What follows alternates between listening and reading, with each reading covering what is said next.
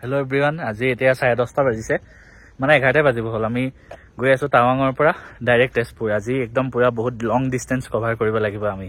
চ' আমাৰ 350 কিলোমিটাৰমান হয় টাৱাঙৰ পৰা তেজপুৰ। তো এতিয়া আমি ফাৰ্ষ্ট দুটামান জেগাত ৰখি যাম। নেক্সট যশৱন্তগড় মেমৰিয়েলত ৰখিম। ইয়াৰ পৰা 2 কিলোমিটাৰমান আঁতৰতে হয়।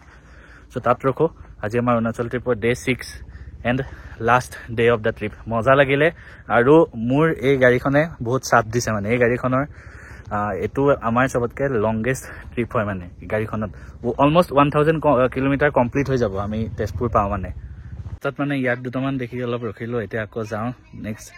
এতিয়া আকৌ গাড়ী ষ্টাৰ্ট দিওঁ আৰু গাড়ীখনৰ এইটো লংগেষ্ট ট্ৰিপ হয় আৰু অট'মেটিক মোড হোৱাৰ কাৰণে বেছি ভাল হৈছে, কাৰণ বেছি কষ্ট হোৱা নাই। স্পৰ্ট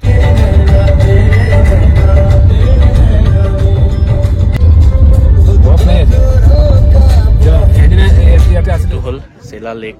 আৰু আজি আমি ঘৰ যিহেতু গৈ আছোঁ, গতিকে চেলা লেকটো আমাৰ লাষ্ট ডেষ্টিনেশ্যন আৰু য'ত ৰখিছোঁ। বাটত খাবলৈ কৰিবলৈ ৰখিম ক'ৰবাত।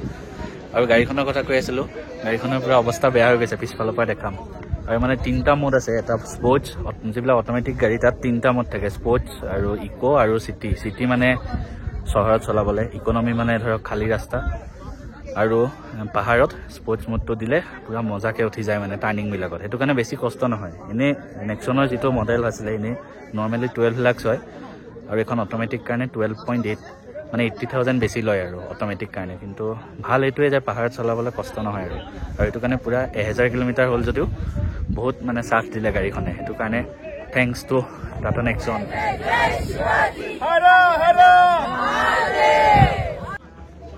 এতিয়া চেলা লেকটোৰ ওচৰত গৈ আছোঁ আৰু এইটো 13,000 কিমান ফুট ওপৰত আছে। মই ফটো এখন উঠি লৈছোঁ, দেখাই দিম।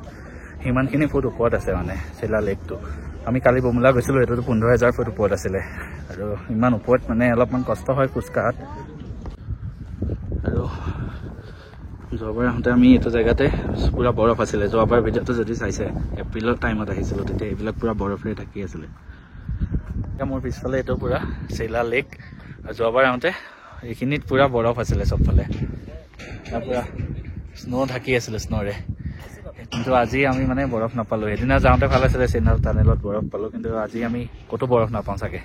আজি ডাইৰেক্ট তেজপুৰ যোৱা হ'ব। আৰু গোটেই ট্ৰিপটোত কিমান খৰচ হ'ল আৰু ক'ত কিমান থাকিলোঁ গোটেইখিনি মই ভিডিঅ'টোৰ শেষত ক'ম। কাৰণ খৰচ বুলিবলৈ আমাৰ গাড়ীৰ তেলটো গৈছিলে। গাড়ীৰ অলৰেডি এতিয়ালৈকে মই গাড়ীৰ তেল আহোঁতে 3,800 ভৰাইছিলোঁ ফুল টেংকি, আৰু তাৰপিছত মাজতে ভৰাইছিলোঁ সেইদিনা 3,200, মানে এতিয়ালৈকে 7,000 ভৰালোঁ। আৰু চাগে 2,000 মান ভৰাব লাগিব। তো 9,000 10,000 মান গাড়ী তেল গৈছে আৰু, কাৰণ মোৰ গাড়ীৰ মাইলেজো কম, যিহেতু গাড়ীখনৰ মানে পাৱাৰ বেছি হয়, 12 মাইলেজ দিয়ে। তো সেইটো কাৰণে মোৰ 10,000 মান গাড়ীত যাব, দুইজনে আমি ডিভাইড কৰি ল'ম। আৰু বাকী খোৱা বোৱাটো আমাৰ দুপৰীয়া ৰাস্তাত ৰখি যি খোৱা হয় সেইখিনিত আমাৰ গৈছে। কিমান গ'ল মই বাৰু কৈ দিম। আৰু বাকী ৰাতি ডিনাৰ এণ্ড ব্ৰেকফাষ্ট এণ্ড হোটেলত থকা আমাৰ RBI যিহেতু হলিডে হোম থাকে, তো আমাৰ সেইখিনি কমপ্লিট ফ্ৰী হয়।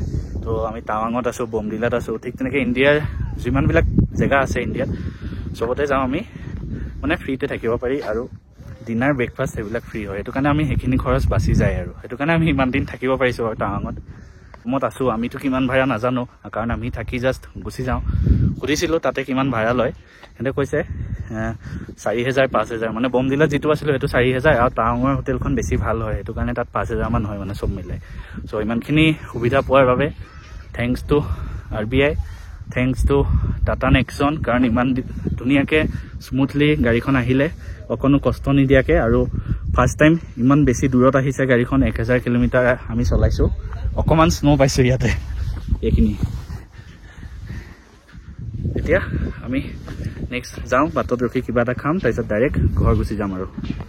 আৰু কোনোবা যদি টাৱাং আহিব বিচাৰিছে, তেওঁলোকে নৱেম্বৰৰ পৰা আৰম্ভ হয় স্ন' পৰা। আমি নৱেম্বৰৰ আৰম্ভণিতে আহিলোঁ, যিহেতু নৱেম্বৰৰ মাজৰ পৰা নৱেম্বৰ ডিচেম্বৰ সিমান মাহত আৰম্ভ হয়। আৰু নৱেম্বৰ ডিচেম্বৰ জানুৱাৰী ফেব্ৰুৱাৰী মাৰ্চ এপ্ৰিললৈকে থাকে, কাৰণ আমি লাষ্ট টাইম বিহুত আহিছিলোঁ, তেতিয়াও আমি স্ন' পাইছিলোঁ।